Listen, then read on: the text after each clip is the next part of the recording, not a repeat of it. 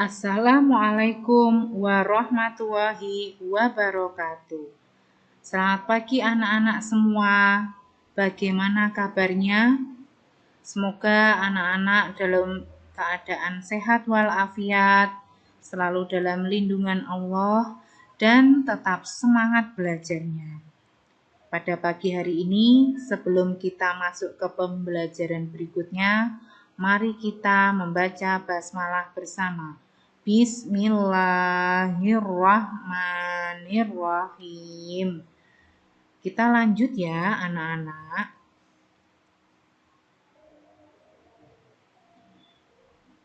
Masih tema 2, bermain di lingkunganku.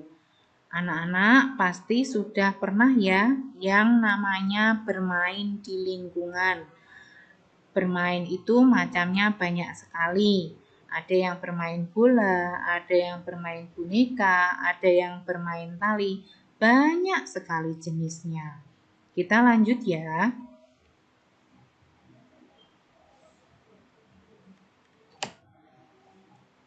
Menuliskan ciri-ciri benda berdasarkan pengamatan. Untuk dapat menuliskan ciri-ciri benda dengan baik, lakukan pengamatan dengan teliti. Ciri-ciri benda meliputi bentuk, warna, wujud, dan kegunaannya. Apa ciri-ciri benda di samping? Ini benda apa ya anak-anak? Ya, ini adalah bola. Bola berbentuk bulat. Kulit bola ini termasuk dalam benda padat, kulit bolanya. Udara di dalam bola termasuk benda gas. Permukaan bola ini licin dan bisa menggelinding. Kegunaannya untuk bermain sepak bola. Nah, bagaimana jika bola ini berbentuk persegi atau berbentuk kotak? Bisakah bola ini menggelinding? Tentunya tidak bisa ya, karena bola ini berbentuk bulat dan permukaannya licin. Bola ini bisa digunakan untuk bermain sepak bola. Sampai di sini bisa dipahami ya. Menuliskan ciri-ciri benda hasil pengamatan. Perhatikan, setiap hari banyak benda yang kita gunakan. Bentuk dan kegunaannya bermacam-macam. Setiap benda itu mempunyai bentuk yang berbeda dan kegunaan yang berbeda juga. Kamu dapat mengamati untuk mengetahuinya. Kalian amati bentuknya dan kegunaannya. Lalu menuliskan hasil pengamatan tersebut. Bisa kalian tulis di buku latihan tematikmu ya. Kalian mengamati satu benda. Bentuknya, kegunaannya, untuk apa. Gitu ya anak-anak. Kita lanjut. Menyebutkan hal yang harus dan tidak boleh dilakukan di tempat wisata. Contohnya, hal yang harus dilakukan di tempat wisata. Membuang sampah di tempat sampah. Menjaga kebersihan tempat wisata. Nah, apalagi contoh yang harus dilakukan di tempat wisata. Nah, seumpamanya kita mau masuk di tempat wisata, kita harus membeli tiket. Berarti kita harus apa? Harus antri dulu ya. Budayakan antri. Contoh berikutnya, hal yang tidak boleh dilakukan di tempat wisata. Yang pertama, menginjak rumput dan memetik tanaman. Ini juga tidak boleh ya, kita tidak boleh merusak tanaman yang ada di tempat wisata tersebut. Yang kedua, membuang sampah di sembarang tempat. Itu juga kita tidak boleh melakukannya. Kenapa? Karena tempat itu nanti akan menjadi kotor. Berikutnya,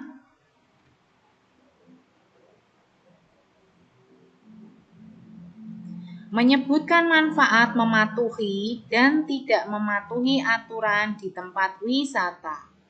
Manfaat mematuhi aturan di tempat wisata. Yang pertama, antrean pengunjung menjadi teratur. Nah, kita harus antri ya, budayakan antri tadi. Yang kedua, menjaga keselamatan dan kenyamanan sesama pengunjung. Nah, kita harus selalu menjaga, tidak boleh membuat gaduh. Yang ketiga, lingkungan menjadi bersih dan nyaman. Nah, budayakan membuang sampah pada tempatnya supaya tempat yang kita kunjungi itu tetap bersih. Manfaat tidak mematuhi aturan di tempat wisata. Yang pertama, tempat wisata tidak teratur saat mengantri. Nah, ketika kita datang ke tempat wisata, tapi kita harusnya antri tapi kita tidak antri, akan terjadi kekacauan ya anak-anak ya. Akhirnya apa? Jadi ribut karena mereka tidak mematuhi aturan. Yang kedua, lingkungan menjadi tidak nyaman. Nah, karena kita sering membuang sampah sembarangan seenaknya saja, akibatnya apa? Lingkungan yang ada di tempat wisata itu menjadi kotor, tidak nyaman. Nah, jadi anak-anak kita budayakan ya ketika kalian berkunjung ke tempat wisata, budayakan antri, terus menjaga kenyamanan, membuang sampah pada tempatnya. Kita lanjut ya.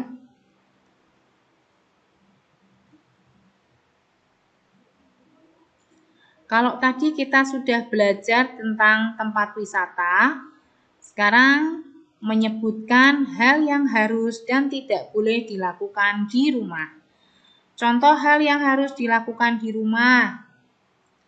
Menjaga kebersihan kamar. Nah, selimut, bantal yang sudah kita gunakan ditata supaya menjadi lebih bersih, lebih rapi. Jika ada sampah yang ada di kamarmu, silahkan dibuang di tempat sampah. Yang kedua, membantu ibu membersihkan rumah. Bisa menyapu, bisa mencuci piring, mengelap meja, apalagi ya kira-kira merapikan mainan. Itu juga bisa dilakukan. Contoh berikutnya, contoh hal yang tidak boleh dilakukan di rumah. Tidur sampai larut malam, ini juga tidak boleh. Akibatnya apa kalau tidurnya larut malam? Bangun kesiangan. Akhirnya apa? Kita meninggalkan sholat subuh. Itu juga tidak boleh ya anak-anak ya. Yang kedua, membuang sampah sembarangan. Jika kita membuang sampah sembarangan, apa yang terjadi? Nah, rumah kita akan kotor, banyak lalat, banyak nyamuk, akhirnya menjadi sarang penyakit. Nah, kita anak-anak ya, kita harus selalu menjaga kebersihan lingkungan rumah kita. Kalau bukan kita, siapa lagi yang membersihkannya? Lanjut ya.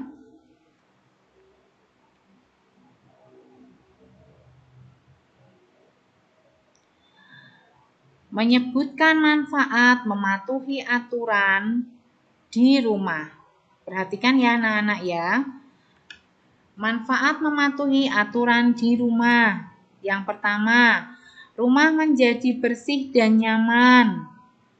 Yang kedua, tidak kesulitan mencari benda. Yang ketiga, saling peduli antar sesama anggota keluarga.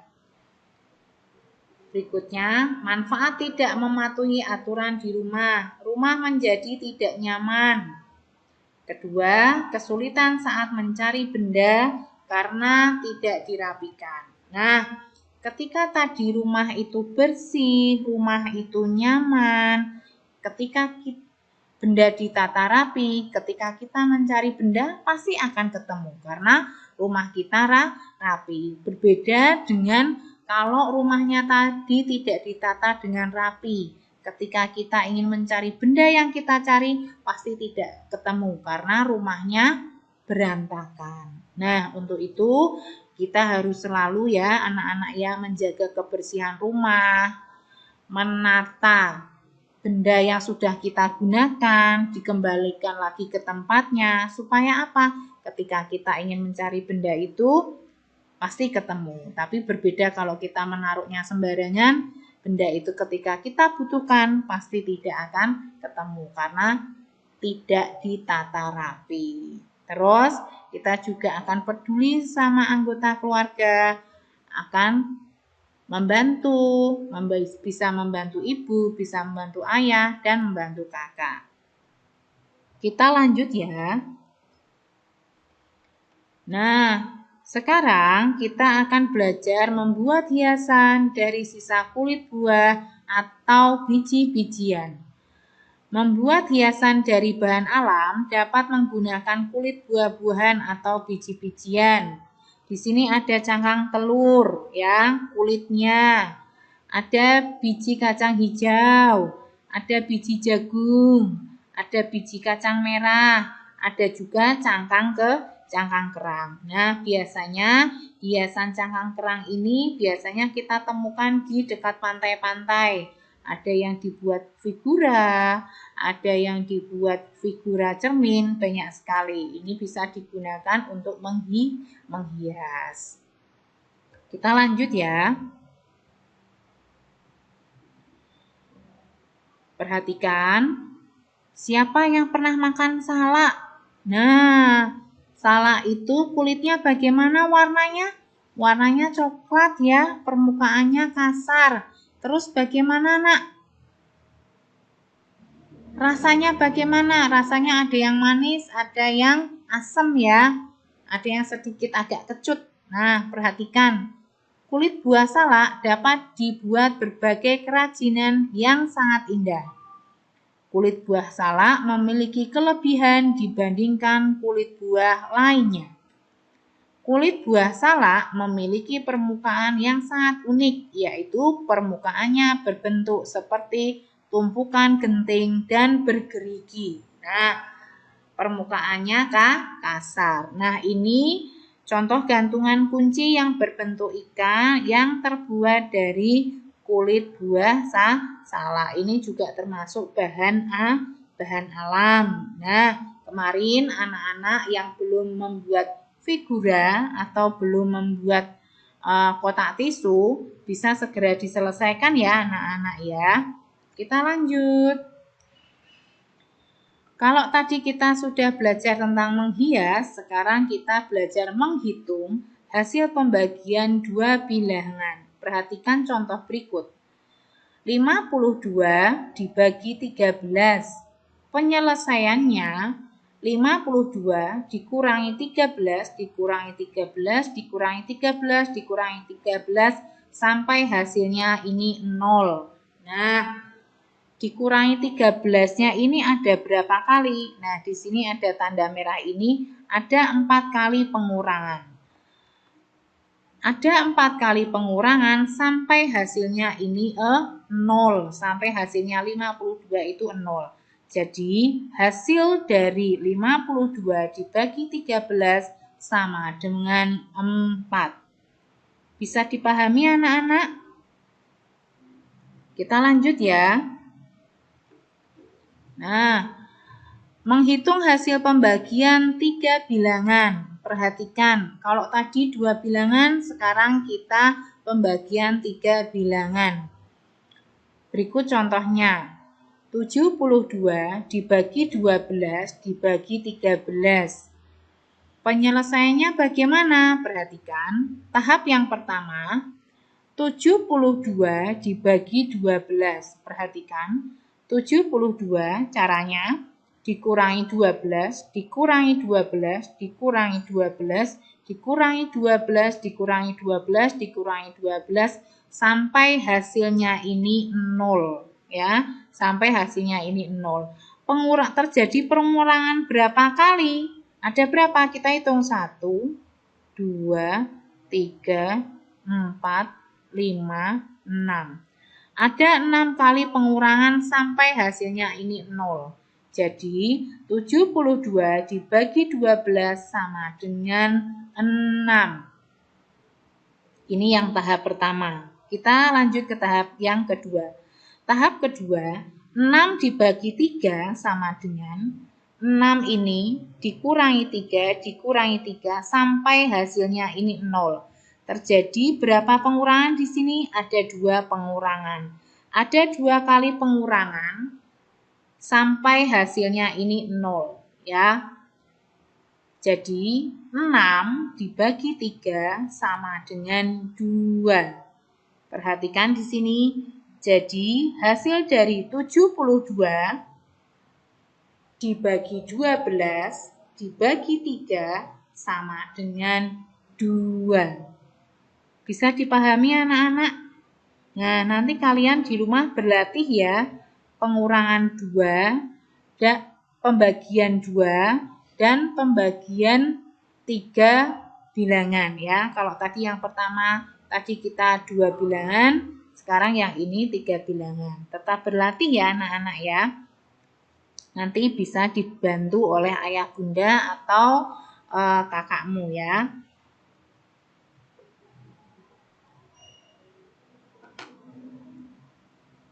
Perhatikan, menentukan hasil pembagian 3 bilangan.